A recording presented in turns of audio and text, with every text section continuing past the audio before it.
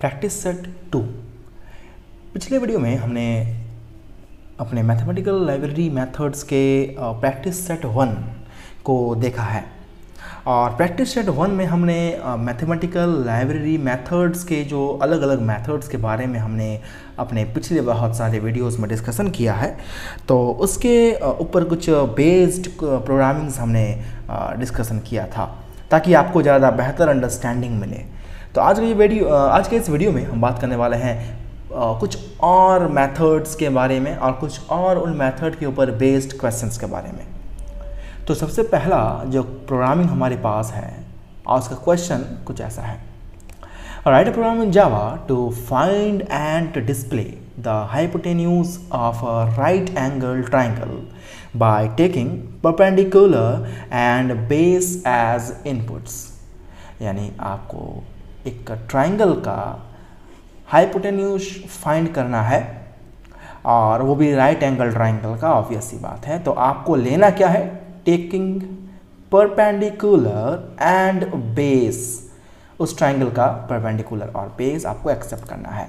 तो मैं आपको बता देना चाहूँ, कोई एक राइट एंगल ट्राइंगल जो होगा उसमें हमारा जो सबसे लॉन्गेस्ट साइड होता है वो हमारा हाइपोटेन्यूज होता है और ये होता है perpendicular and this is called base.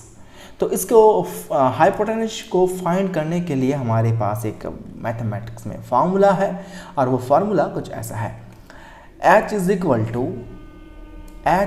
To p square plus b square under root.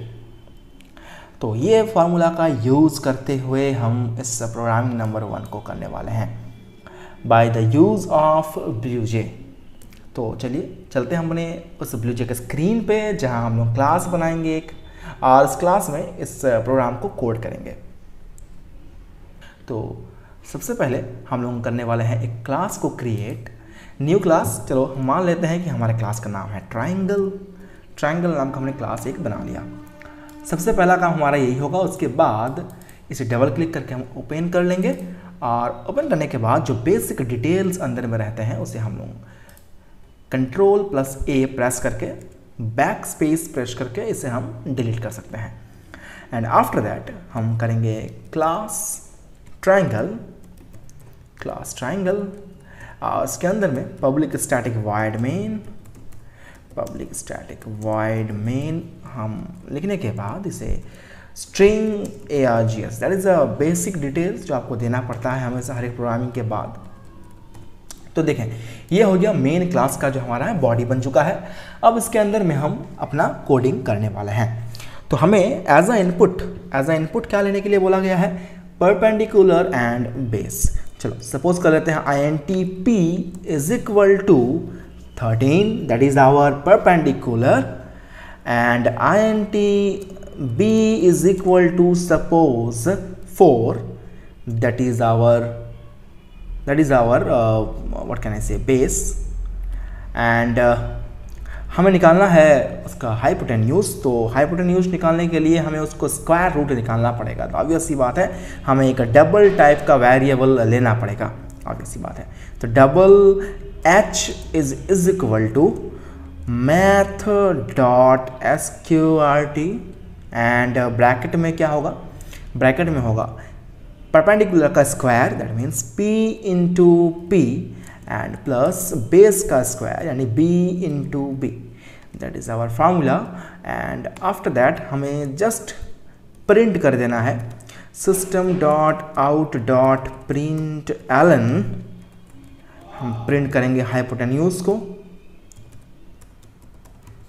And hypotenuse is equal to plus h, simple. So हम इसको जब कंपाइल करेंगे, इतना ही हमारा प्रोग्रामिंग है, इसे कंपाइल करेंगे। सबसे पहले कंपाइल करने के बाद देखो नो सिंटैक्स एरर्स। सो इसे क्लोज करने के बाद हम इसे करेंगे रन करके देखेंगे कि हमारा आंसर कितना आ रहा है। तो हाइपोटेन्यूज का वैल्यू 13.6014 समथिंग आ रहा है। ओके, अगर हम इसको ऐसा वैल्यू दे देते हैं, सपोज 4 दे देते हैं, 4 हो गया परपेंडिकुलर का वैल्यू एंड 3 हो गया बेस का वैल्यू। सो इसे कंपाइल करके देखते हैं क्या आता है रिजल्ट। तो देख लेते हैं, इसका वैल्यू आ रहा है 5। इसका वैल्यू कितना आ रहा है 5। ऑब्वियस सी बात है 5 ही आएगा इसका वैल्यू, क्योंकि हमें पता है ये जो फार्मूला का हम यूज़ करने वाले हैं यहाँ पर P into p that means 4 into 4 16 and B into B that means 3 into 3 9 16 plus 9 25 होने वाला है। यहाँ पर 25 का स्क्वायर रूट 5 होता है, तो ये हमको पता है अच्छे से। तो ये ऑब्वियस सी बात है, जो हमारा प्रोग्रामिंग है वो बिल्कुल सही है। और बस इतना ही है इस कोडिंग में। उम्मीद करूँगा कि आपको ये छोटा सा कोड आपको math.sqrt के यूज़ को बेहतर समझाया होगा। तो चलिए चलते हैं अपने अगले प्रोग्रामिंग की ओर। That is, in an examination you have appeared for 3 subjects, that is physics, chemistry and biology. Write a program in Java to calculate the average mark obtained and finally displays the marks in rounded off form. तो ये बहुत ही आसान सवाल है। इसमें आपको 3 subject के marks, physics, chemistry, biology के मार्क्स को एंटर करना है और फिर आपको उन तीनों सब्जेक्ट के मार्क्स का एवरेज फाइंड करना है और फिर उस एवरेज को आपको राउंड ऑफ करना है। और राउंड ऑफ करने के लिए हमारे पास मैथमेटिकल लाइब्रेरी मेथड्स में math.round नाम का फंक्शन प्रेजेंट है, तो हम उसका यूज़ करेंगे और इस कोडिंग को कर लेंगे। तो इसे करने के लिए चलते हैं अपने ब्लूचेक के स्क्रीन पे। अगेन हमें वही सेम काम करने के लिए ऑब्वियस सी बात है कि एक क्लास को बनाना पड़ेगा। तो चलिए सबसे पहले बना लेते हैं क्लास का नाम दे देते हैं मार्क्स। ओके, तो मार्क्स नाम का हमारा क्लास बना लिया हमने और इसके अंदर में Ctrl+A प्रेस करके इसे डिलीट कर देंगे हम लोग। एंड इसके अंदर सबसे पहला हमारा होगा क्लास का नाम मार्क्स एंड इसके बाद public static void main and string args। Okay, और इसके अंदर में हमें कुछ कोडिंग करने हैं। तो ये हो गया हमारा मेन बॉडी बन चुका है।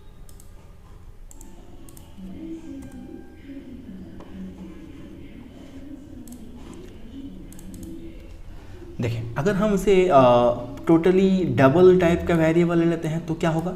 डबल टाइप का वेरिएबल ले लिया हमने, double P = 43, double C = 76, double M = 34 और अब हमने इसको डिवाइड किया और इसे कंपाइल किया हमने और नो सिंटैक्स एरर आ रहा है।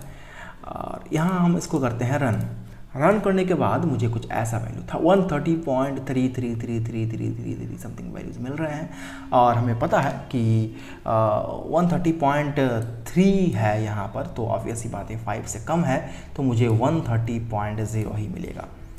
ठीक है, उसके बाद ये इंक्रीज़ नहीं होगा। अगर यहाँ पर रहता है 130.6 रहता तो ये 131 हो जाता।